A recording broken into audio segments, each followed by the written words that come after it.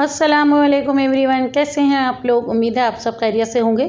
आज मैं आपको गोश्त की स्मेल ख़त्म करने का तरीका बताऊंगी। मैंने बकरे का गोश्त इस्तेमाल किया है। आप इसी तरीके से भेड़ के गोश्त की या दुम्बे के गोश्त की या बकरे के या गाय के जिस किसी भी गोश्त में से अगर आपको स्मेल आती है या आपको महसूस होती है तो आप इस तरीके से गोश्त की स्मेल को ख़त्म कर लें। इस तरीके से गोश्त की स्मेल ख़त्म करने के बाद इस गोश्त से आप जो भी चीज़ पकाएंगे, बिरयानी बना लें, कढ़ाई बना लें, हांडी बना लें, जो भी चीज़ आप पकाना चाहते हैं वो आप पकाएं। गोश्त में से बिल्कुल भी स्मेल नहीं आएगी और बहुत ही टेस्टी और जायकेदार चीज़ बनेगी। तो फिर चलें देखते हैं मैंने किस तरीके से गोश्त की स्मेल को ख़त्म किया है। मैंने एक पतीली में तकरीबन 2 से 2.5 लीटर पानी गर्म कर लिया है। पानी गर्म हो गया है तो अब मैं इसके अंदर कुछ मसाले ऐड करूँगी।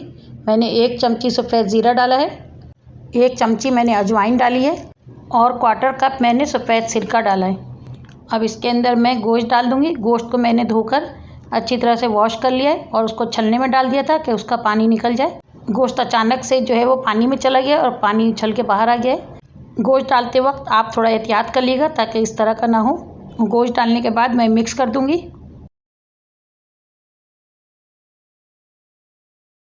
पानी में बॉयल आ चुका है। मैं 1/4 कप लहसुन का पेस्ट डाल रही हूँ। पेस्ट डालने के बाद इसको मिक्स कर देंगे।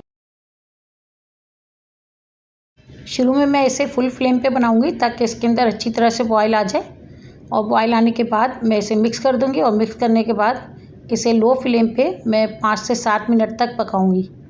इसे मैं ढक्कन खोल के पकाऊंगी, ढक्कन बंद करके नहीं पकाना है। अगर मैं ढक्कन बंद करके पकाऊंगी तो इसके अंदर से स्मेल अच्छी तरह से नहीं निकलेगी और हल्की हल्की स्मेल बाकी रह जाएगी गोश्त के अंदर। तो इसलिए इसे ढक्कन खोल के ही पकाना है ताकि इसकी स्मेल अच्छी तरह से निकल जाए। तकरीबन 7 से 8 मिनट हो चुके हैं इसे पकते हुए। अगर 1-2 मिनट ऊपर भी हो जाता है तो कोई मसले की बात नहीं है। बस मैं इसे अब निकाल लूँगी।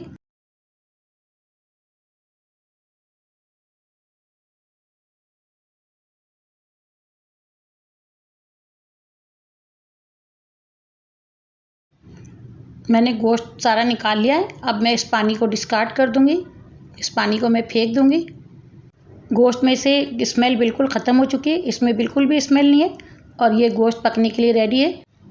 इस तरह स्मेल ख़त्म करने से आप जो भी चीज़ पकाएंगे आपके खाने बहुत ही लजीज बनेंगे और उनके अंदर बिल्कुल भी गोश्त की स्मेल नहीं होगी।